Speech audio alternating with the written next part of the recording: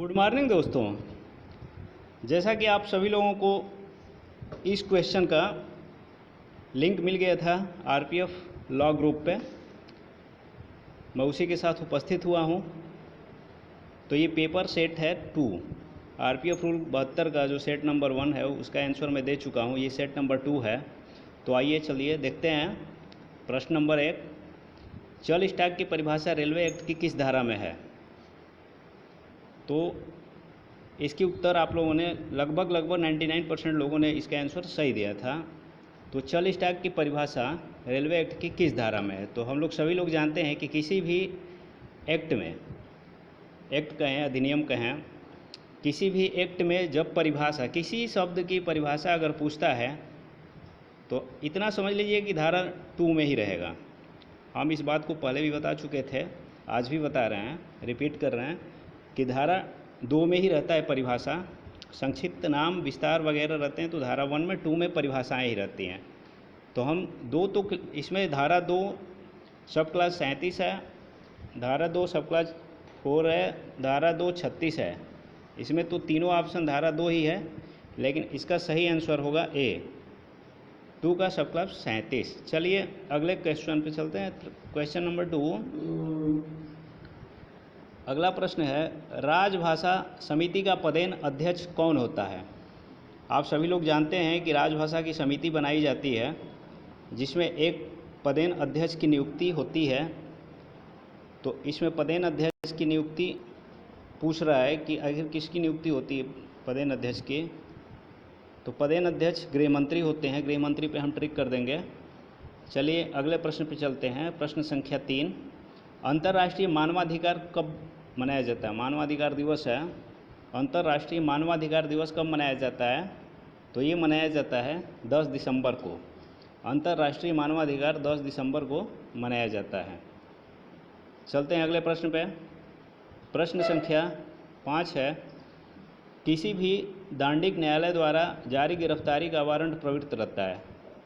तो इसमें गिरफ्तारी के वारंट के बारे में पूछ रहा है कि गिरफ्तारी का वारंट जब जारी कर देता है एक न्यायालय तो कितने दिनों के लिए यह प्रवृत्त रहता है या एक्टिव रहता है, इसको बोल सकते हैं।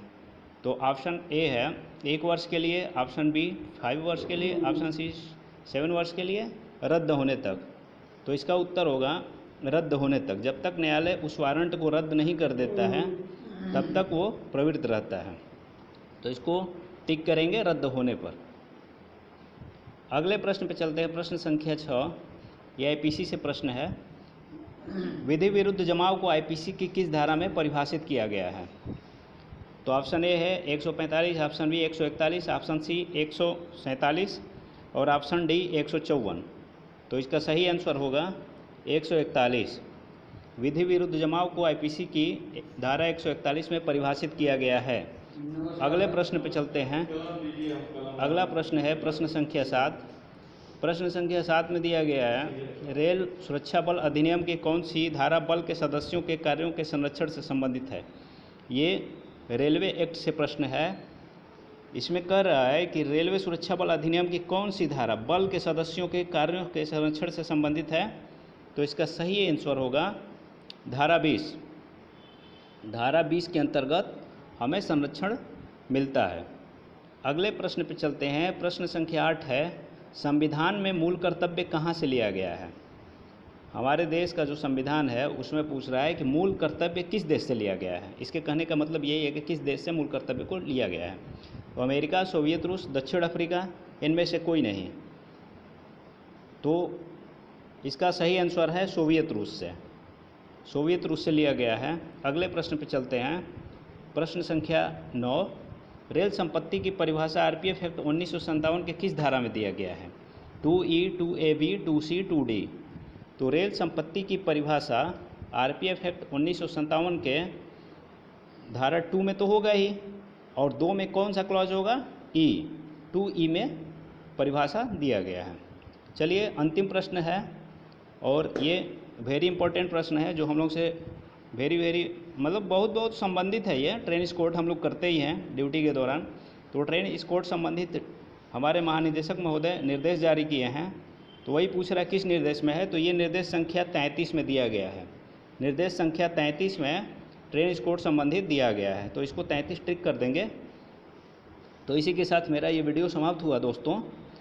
और भी सेट की जानकारी के लिए और भी सेट हम अपलोड करते रहते हैं, और सेट को पढ़ने के लिए, तैयारी करने के लिए आप हमारे चैनल को सब्सक्राइब करिए, लाइक करिए और कमेंट्स करिए कैसे कैसे प्रश्न आप लोगों को चाहिए, और हमारा भी हौसला बढ़ाएं दोस्तों। नमस्कार।